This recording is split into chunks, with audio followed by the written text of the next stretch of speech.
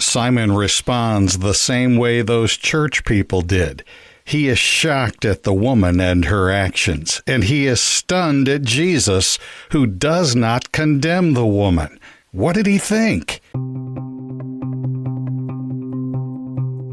Welcome to the Parable Podcast. Thanks for joining Family Life on-air host Randy Snavely as he digs into the story lessons taught by the world's greatest teacher, Jesus. In this episode, it's part 1 of Next Level Love, the parable of the two debtors, taken from Luke 7, verses 36 through 50.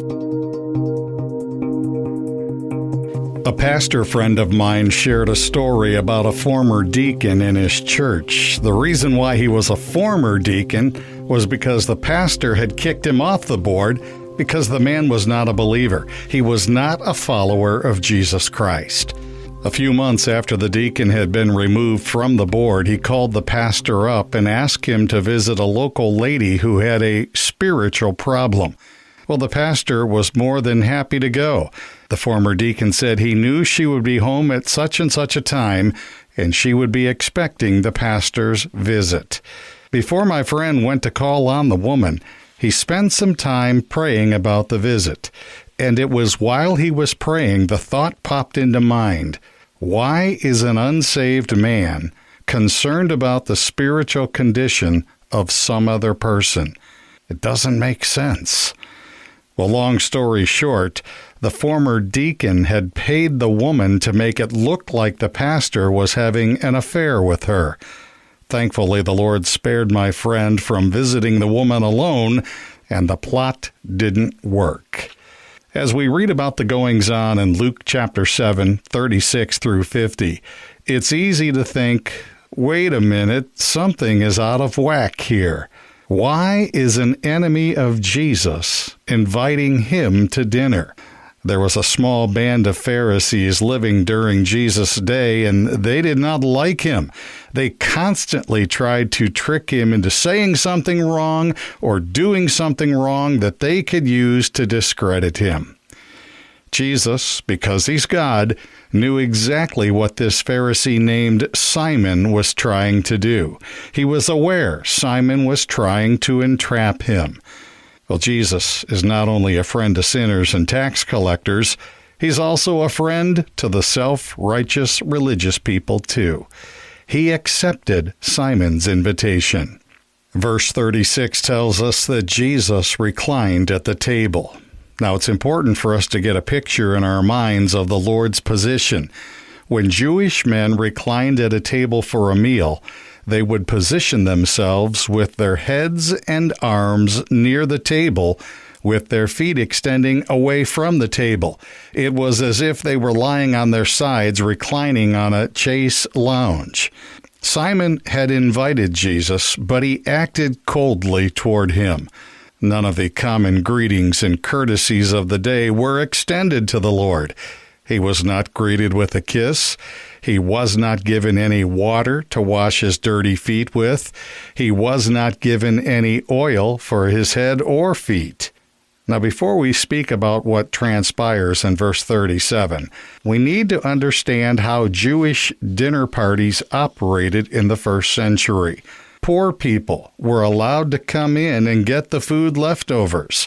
Others who were interested in hearing what the invited guest had to say could stand or sit against the wall and observe what was going on. So it's not unusual for this woman to slip in among the others. We are not sure exactly when Simon and the others realized who she was, but she was there. My guess is she saw Jesus and went and stood behind his feet, and nobody noticed her at first. But her actions brought attention upon her and shocked Simon and everyone else there. More than likely, the lady was a prostitute. The fact that she entered Simon's house was an affront to him. There is no way a Pharisee would allow someone like that in his house. The Bible tells us that as she stood behind Jesus' feet, she began to weep. Her tears began to wet his feet. So she wiped them with her hair, kissed them, and poured perfume on them. Simon is appalled, and he thinks to himself, if this man were a prophet, he would know who is touching him and what kind of woman she is, that she is a sinner.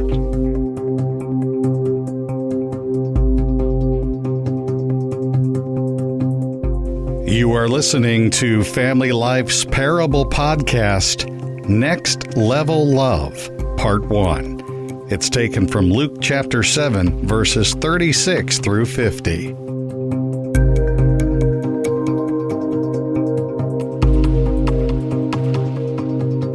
The woman arrives at the dinner clearly with a plan. She brought with her a jar of perfume, which she probably wanted to use to anoint the head of Jesus.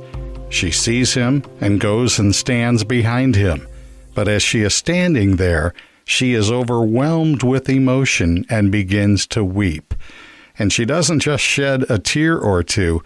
The Greek word used here means rain. She rained down tears on Jesus' feet. Now remember, Jesus was not given water or a towel when he arrived at the dinner. The lady didn't have a towel either. Without hesitation, she reaches up and undoes her hair. Jewish women wore their hair up because not to do so was a sign of shame and looseness. She lets her hair down so she can wipe Jesus' feet. Then she starts kissing his feet. The word used here is the same one used for the prodigal's father when he welcomes his son back home. He hugged him and kissed him several times over. And that is what this lady does to the feet of Jesus. Her final act of generosity and love is the perfume. She breaks open the jar of expensive perfume and pours it on Jesus' feet. The room full of people is stunned. Several of the men recognized the woman. They knew about her ways. A known prostitute shamefully takes down her hair, touches Jesus, hugs his feet and kisses them, and pours expensive perfume on them. If that happened in a church service you were at, how would you react? Samuel Colgate, the toothpaste guy, was obviously a shrewd businessman, but he was also a follower of Jesus Christ. Colgate's church was holding some evangelistic services, and a prostitute came forward at the end of one of the meetings and confessed her sins. She was brokenhearted and wept openly. She asked the Lord to save her soul and expressed a desire to join the church. "I'll gladly sit in some back corner," she said. The preacher was hesitant to call for a motion to accept her into membership, and for a few moments the silence was oppressive. Finally, a member stood up and suggested that action on her request be postponed until a later date.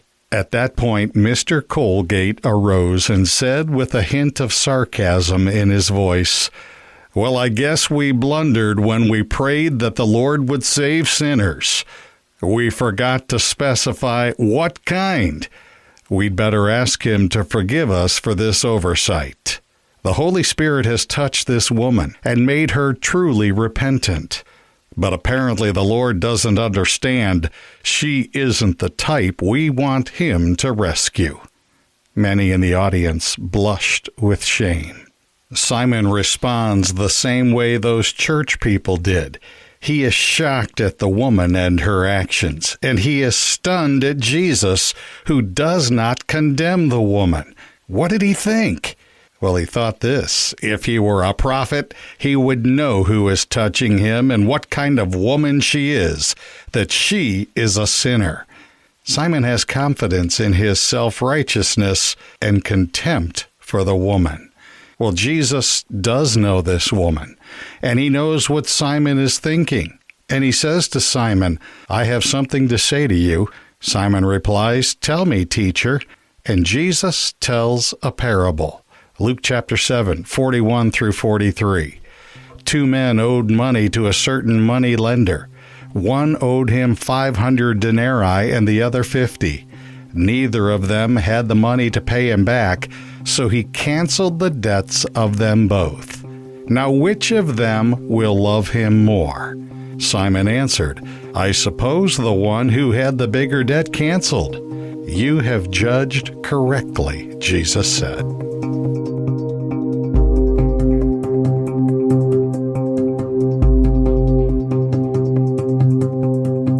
This has been the Parable Podcast with Randy Snavely. Click the subscribe button so you'll know when new episodes are released.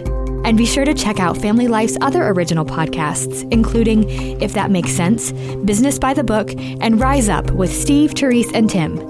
Family Life is a listener-supported ministry. Your partnership makes podcasts like this possible. Find out more at familylife.org.